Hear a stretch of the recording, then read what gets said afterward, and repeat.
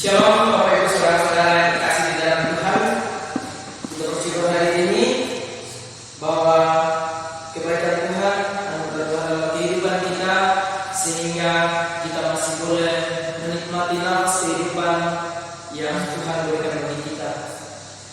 Oleh karena itu saudara-saudara, hari ini dalam kesempatan ini kita akan belajar kebenaran firman Tuhan yang telah saya persiapkan dari 1 Tesalonika 5 ayat 8. Pertama Tesalonika pasal 5 ayat 8. Firman Tuhan berbunyi demikian. Tetapi kita yang adalah orang-orang Sion, baiklah kita sadar, berbaju silakan iman dan kasih, dan berketepungan pengharapan keselamatan. Nah, melalui pembacaan kita saat ini, saudara yang kasih, kita akan belajar di bawah satu tema, yaitu penantian orang percaya. Penantian orang percaya.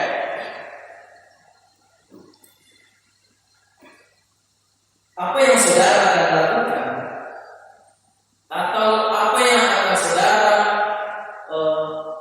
lakukan ketika hari ini terjadi kiamat? Apakah saudara akan berlari menyelamatkan diri saudara sambil membawa harta dan daya yang bisa saudara bawa, kebutuhan hidup, atau bahkan saudara yang akan saudara bawa lari? Kita melihat kemarin beberapa tahun yang lalu mengenai film 2012, di mana film itu menggambarkan kekacauan dunia yang sangat luar biasa, kerusakan.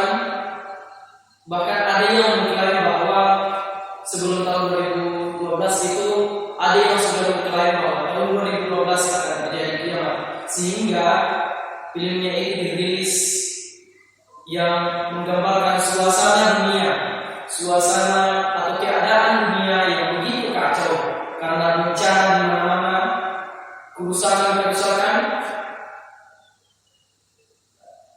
Seandainya saudara benar-benar mengalami hal itu, atau seandainya saat itu benar-benar terjadi, apa yang saudara akan lakukan? Ya, tentu kita melihat banyak orang yang akan ketakutan, akan berlari, mencoba untuk menyelamatkan diri. Di sisi lain, ada juga orang yang berusaha untuk ada juga orang yang akan berdiam diri, atau bahkan dikatakan pasrah, karena bagi dia melarikan diri dari bencana yang sebesar itu hanyalah sebuah sia-sia. Karena kemanapun kita akan lari, kemanapun kita bersembunyi, apapun yang kita lakukan, bahkan kita bermain uang sekalipun, itu tidak akan menyelamatkan kita dari bencana yang sangat besar itu. Bagaimana dengan kita, saudara-saudara, yang dikatakan bahwa kita adalah anak terang? Sudah siapkah kita seandainya hari ini, besok, atau waktu yang tidak kita ketahui terjadi bencana yang seperti itu, atau terjadi kiamat? Saudara-saudara yang dikasih di dalam Tuhan, dikatakan nanti tentu kita memiliki persiapan, ya, apakah itu persiapan dalam hal mental, persiapan dalam hal perlengkapan, dan berbagai jenis persiapan yang harus kita siapkan dalam setiap peperangan. Biasanya dilakukan dalam perjanjian lama, peperangan.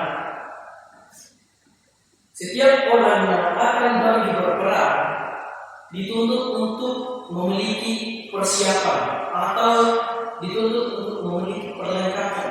Apakah itu strategi untuk menghadapi musuh, bagaimana kita menghadapi musuh, bagaimana kita bertahan dari serangan musuh, bagaimana cara kita menyerang musuh, atau senjata yang ampuh yang kita gunakan untuk mengalahkan musuh. Tidak lepas dari itu, tentu kita dituntut untuk memiliki pakaian perang. Nah, kita melihat sama-sama dulu pakaian perang itu seperti apa, perlengkapan perang itu seperti apa, tombak atau pedang, baju yang terbuat dari besi. Hal-hal ini yang diperlukan dalam menghadapi sebuah pertempuran. Kita melihat juga sebuah benteng untuk pertahanan itu diharuskan kuat sehingga bisa melindungi orang yang bersembunyi di dalamnya. Nah, bagaimana dengan kita dalam menghadapi akhir zaman, ya, atau hari kiamat? Apa yang sudah Anda persiapkan? Dalam menanti datangnya hari Tuhan itu, maka kita akan melalui perang. Perang seperti apa yang saya maksud? Di sini perang yang dimaksud adalah perang rohani. Perang rohani kita sudah melihat sekarang banyak sekali kekacauan atau pemberontakan, perang agama, atau bahkan orang yang dikatakan pemuka agama membelot dari imannya. Nanti pasti kita akan menghadapi perang rohani dengan para antikristus, ataupun kita akan mengalami perang yang di mana kita akan selalu digodai iblis untuk menyimpang dari ajaran Kristus. Ketika iblis datang menyerang, maka mereka akan memperdaya kita. Apakah kita sudah siap? Apakah kita akan mampu bertahan dengan situasi seperti itu? Oleh karena itu, kita memiliki persiapan dalam menanti datangnya hari Tuhan itu.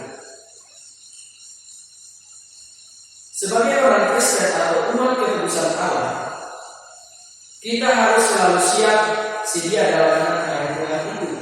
Entah itu kapan dan seperti apa hari Tuhan itu, kita harus selalu siap sedia. Nah, hal apa yang harus kita persiapkan dalam menanti hari Tuhan, supaya ketika hari itu datang, ketika dalam masa penantian kita tidak terjatuh, atau kita tidak kalah ketika kita menghadapi serangan sebelum hari Tuhan datang. Kita belajar poin pertama, yaitu hal kesadaran.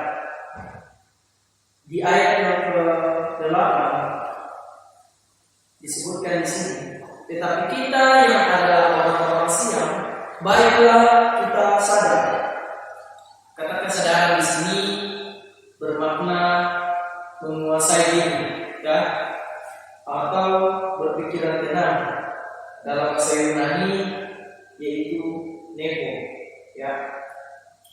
Kata nepo ini yang kali disebut dalam Perjanjian Baru. Salah satunya dalam 1 Petrus 4 ayat 7 mengatakan, kuasailah dirimu dan jadilah tenang. Kata menguasai diri bukanlah kalimat yang baru kita dengar. Menguasai diri adalah sebuah sikap di mana kita bisa menahan diri, mengontrol diri, apakah itu dalam hal berpikir, bertindak, atau dalam hal kita berbicara. Dan itu semua dilandaskan menurut kebenaran firman Tuhan, sehingga kita tidak lepas kontrol dan lupa karena diri sendiri, dan kita lebih mengutamakan pertumbuhan iman. Contoh kecil yang bisa kita lihat dalam hal menguasai diri, yaitu ketika di mana Tuhan Yesus berada di padang gurun untuk berpuasa selama 40 hari 40 malam. Nah, ketika 40 hari dikatakan di situ laparlah Yesus. Nah, ketika Tuhan Yesus mulai lapar, muncullah iblis untuk menggodai Yesus. kita bisa membaca di situ apa yang iblis lakukan atau apa yang iblis perbuat untuk mencoba memperdaya Yesus. Tetapi apa tindakan Yesus? Apakah ia terjerumus mengikuti apa yang iblis turuti, ingini? Nah, tetapi kita melihat Yesus mampu menguasai dirinya untuk tidak mengikuti apa yang iblis perintahkan terhadap dirinya. Itu adalah sebuah contoh bagi kita mengenai penguasaan diri yang Yesus perlihatkan. Lalu, bagaimana yang dimaksud menguasai diri dalam nanti hari Tuhan itu? Di ayat sebelumnya, di ayat yang ke-6 dan 7 dituliskan, ibarat seorang yang tidak menguasai dirinya atau tidak sadar. Di ayat yang ke-6 dan 7 di situ, sebab itu baiklah jangan kita tidur seperti orang-orang lain, tetapi berjaga-jaga dan sadar. Sebab mereka yang tidur waktu malam, dan mereka yang mabuk waktu malam. Tidur dan mabuk ini di sini itu diparalelkan, ya, diparalelkan. Mengapa? Karena jika kita samakan orang yang tidur dan orang yang mabuk itu sama-sama tidak sadar atau tidak bisa menguasai. Kita lihat orang yang tidur, ya, orang yang tidur dan orang yang mabuk. Ketika keduanya terlelap, mereka tidak tahu apa yang sedang terjadi. Mereka tidak tahu apa yang sedang terjadi di sampingnya. Bahkan ada juga orang yang ketika dia tidur, dia tidak tahu apakah dia sedang berjalan, apakah sedang dia diseret-seret kemana-mana. Dia tetap tertidur pulas. Begitu juga dengan orang mabuk. Kita perhatikan orang yang sedang mabuk. Mereka tidak bisa mengontrol kehidupannya. Mereka tidak bisa menguasai diri. Mereka berbicara seenaknya, berjalan sempoyongan, ya. Pengalaman pribadi saya sebelum saya masuk di strategi baik, ya, pernah saya mungkin di kesaksian kehidupan saya itu sebelumnya itu seorang pemabuk, dan saya mengakui bahwa ketika kita sudah mabuk, ketika sudah tidak berdaya karena pengaruh minuman keras, ya, kita tidur di mana aja. Apakah kita tidur di selokan, kita tidur di hutan misalnya, atau kita tidur di jalan, kita tidak akan menyadari, kita tidak akan bisa menguasai diri kita karena keadaan kita.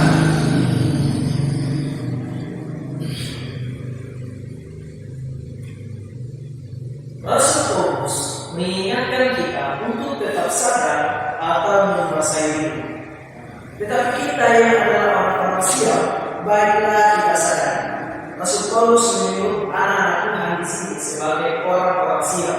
Ya, Rasul Paulus menyebut anak-anak Tuhan sebagai orang-orang siap.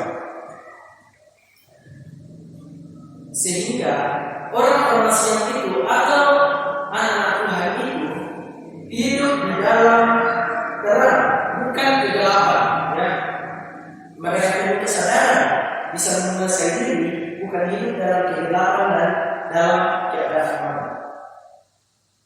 Orang yang hidup dalam kesadaran adalah hidup yang tahu dan bisa membedakan mana yang benar, mana yang salah, mana yang boleh dilakukan dan mana yang tidak.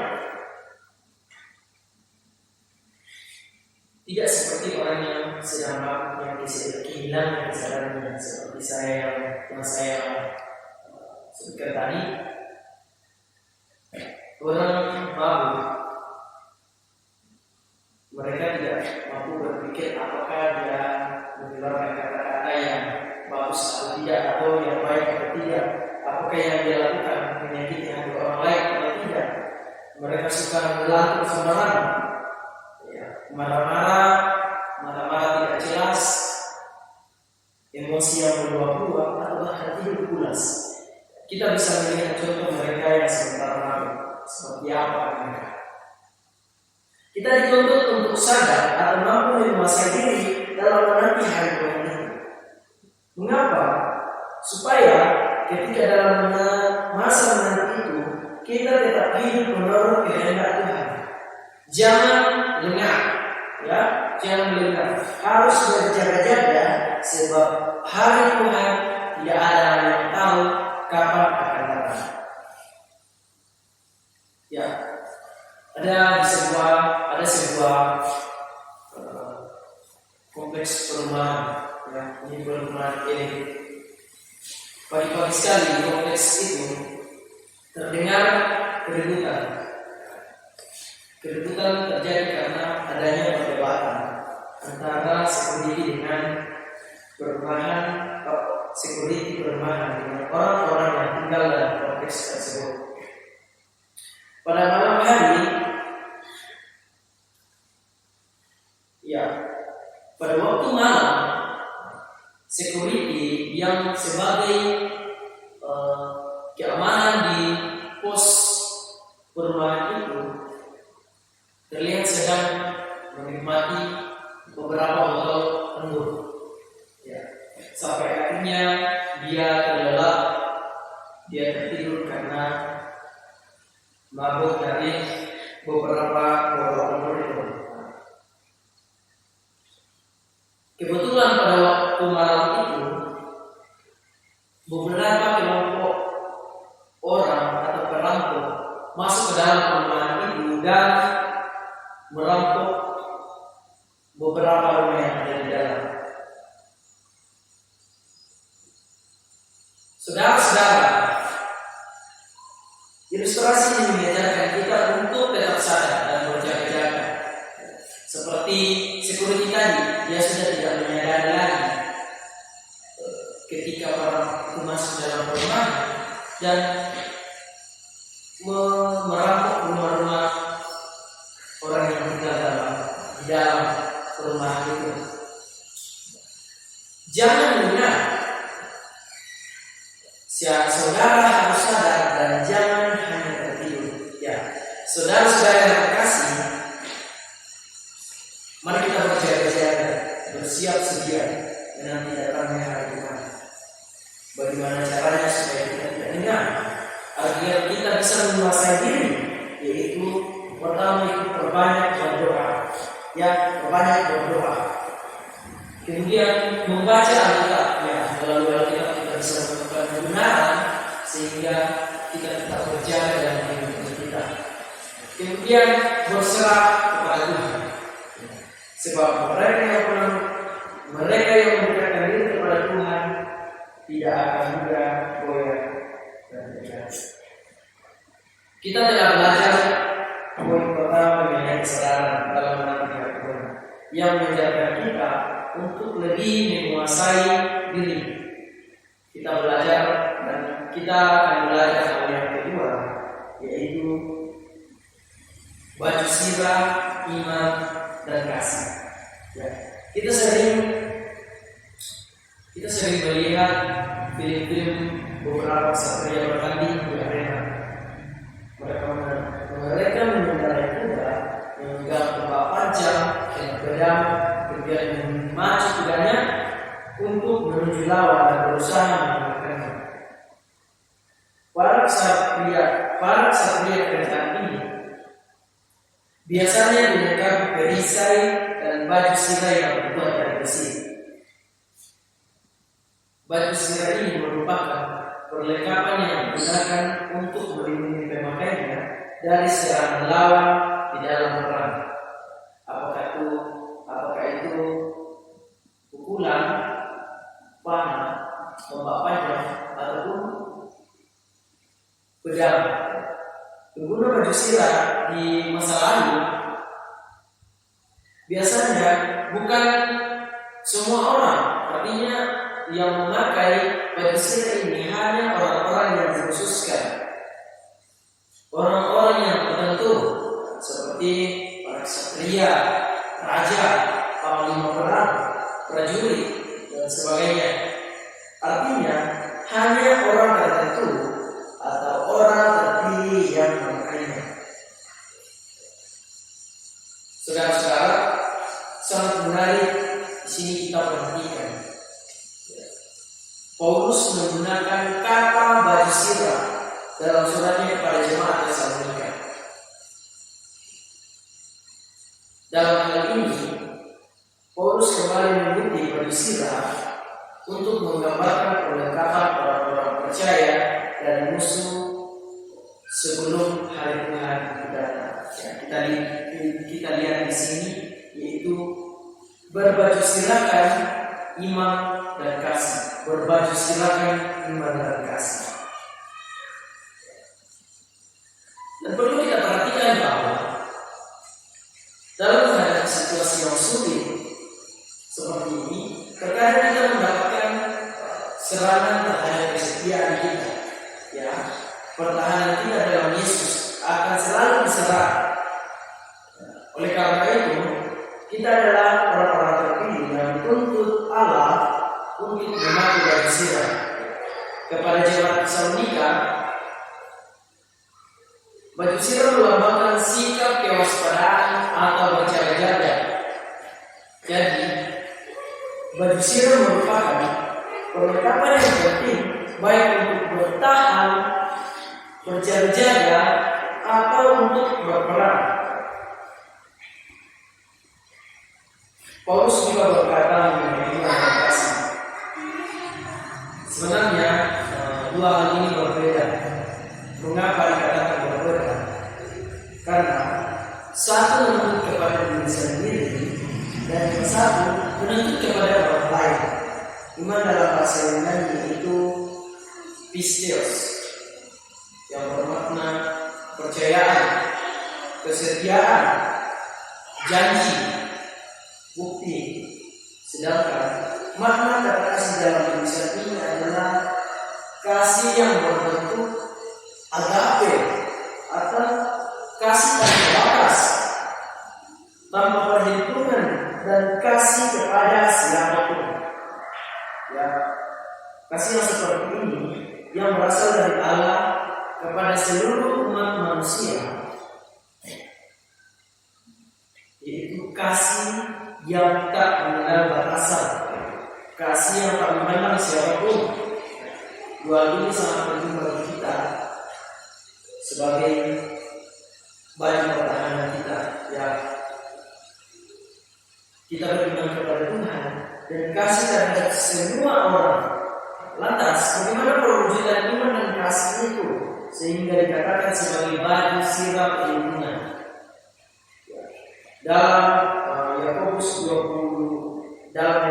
2 ayat 26b menyatakan, demikian jugalah iman tanpa perbuatan adalah mati. Karena perwujudan iman ialah perbuatan kita. Bukti bahwa kita beriman ialah perbuatan kita yang menawarkan iman kita kepada Tuhan, dan salah satunya ialah kasih. Ketika kita beriman dan mengabarkan kebenaran firman Tuhan, seperti apa yang kita imani, itu adalah bentuk kasih. Artinya bagaimana? Ketika kita beriman kepada Tuhan dan berpegang teguh di dalam Tuhan, kita akan kuat dalam pertahanan kita. Kita akan kuat dalam menghadapi serangan sejahat yang datang kapan saja, sehingga tidak ada alasan bagi kita untuk jatuh dari serangan iblis dan ikut dalam kawanan mereka. Begitupun dengan kasih.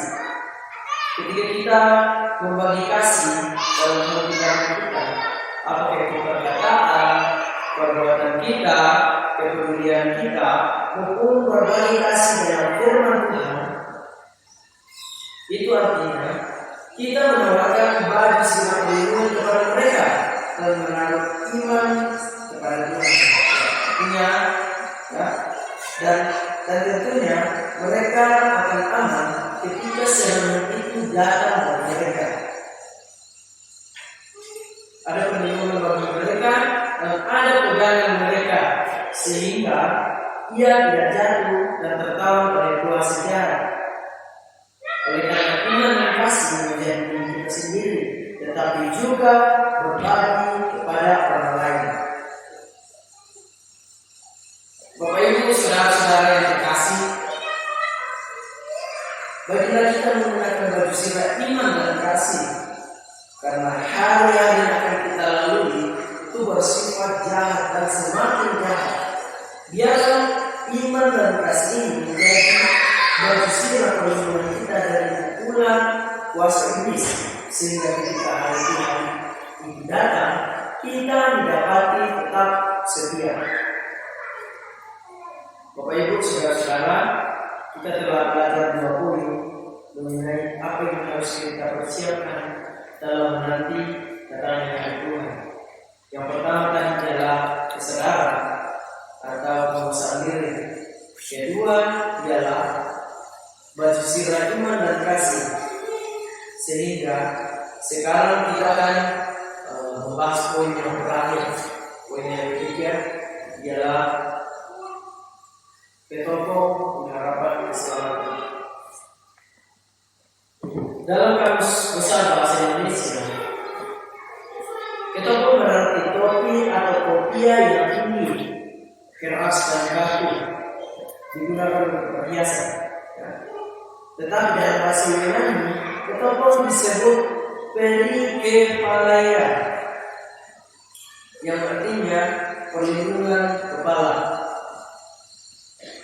Sama seperti baju sirah tadi, penggunaannya ketika di dalam peperangan yang digunakan oleh prajurit atau orang yang terlibat di dalam perang. Ketopong ini terbuat dari besi, terbuat dari besi yang keras, yang dipasangkan bersama baju sirah. Ketopong berfungsi sebagai pelindung dalam perang, utamanya bagian kepala. Sedangkan kata keselamatan dalam bahasa Yunani adalah soteria, bisa berarti kesejahteraan dan kebahagiaan hidup. Ketopong keselamatan adalah penutup kepala dari segala sesuatu yang akan menunjukkan keselamatan, kesejahteraan dan kebahagiaan hidup kita. Saudara-saudara yang terkasih di dalam Tuhan, Rasul Paulus mengingatkan kita untuk menggunakan ketopong pengharapan keselamatan. Ketopong di sini menunjuk kepada siapa? Ketopong di sini menunjuk kepada Kristus sebagai dasar utama dan sumber pengharapan keselamatan. Kata yang mendalam di sini ialah kata pengharapan. Dalam bahasa Yunani, pengharapan itu disebut elpis, yang artinya keyakinan. Ketopong keselamatan adalah penutup kepala dari segala sesuatu yang menghancurkan keselamatan atau kesejahteraan dan kebahagiaan hidup kita.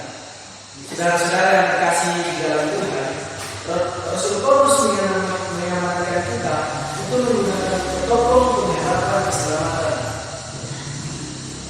Makna ketopong di sini itu menunjuk kepada Yesus Kristus sebagai dasar utama dan sumber pengharapan keselamatan. Kata yang mendalam di sini adalah pengharapan. Dalam bahasa Yunani yaitu elpis, yang artinya keyakinan, yakin. Kita memiliki pengharapan karena kita percaya. Kita memiliki pengharapan karena kita percaya. Kepercayaan dan pengharapan keselamatan itu hanya di dalam Yesus Kristus. Oleh karena itu, baiklah kita mengharapkan Yesus Kristus sebagai ketopong keselamatan kita. Karena kita lihat di dalam iblis sudah semakin merajalela, semakin banyak cara iblis, semakin banyak cara yang iblis lakukan agar kita jatuh dalam rencana jahat sang iblis itu. Karena ketopong adalah pengharapan datang menghasut kita, datang menyerang iman kita, kita tidak ada kalah sebab kita percaya bahwa ketopong yang kita pakai adalah pengharapan keselamatan kita dari pukulan musuh. Oleh karena itu saudara-saudara, kenakanlah ketopong pengharapan keselamatan itu, supaya kamu bisa luput dari serangan iblis, kamu bisa bertahan, agar kamu tidak terjatuh, sehingga tiba waktunya nanti ketika Tuhan datang, kita masih bertahan, maka kita akan dimenangkan oleh Yesus Kristus. Bapak Ibu saudara-saudara, kita telah belajar 3 hal yang harus kita persiapkan dalam nanti datangnya hari Tuhan itu. Yang pertama ialah kesadaran yang mengajarkan kita untuk tetap sadar dan berjaga-jaga, tidak lengah. Kedua ialah baju sirah iman dan kasih, dan yang ketiga ialah ketopong pengharapan keselamatan. Ketiga ini diamanatkan oleh Rasul Paulus untuk kita persiapkan, karena ketika kita menanti hari Tuhan, maka banyak sekali hantaran musuh bagi kita. Oleh karena itu kita harus bertahan, berjuang melawan, dan jangan pernah menyerah untuk menjadi jangan pernah menjadi tawanan iblis atau menjadi anak buah iblis. Sehingga ketika kita menang dalam pertempuran, maka kita akan diberkati dan diberkati oleh Raja yang mulia kita, yaitu Yesus Kristus yang adalah Raja di atas segala raja. Tuhan Yesus memberkati kita lewat firman-Nya. Haleluya.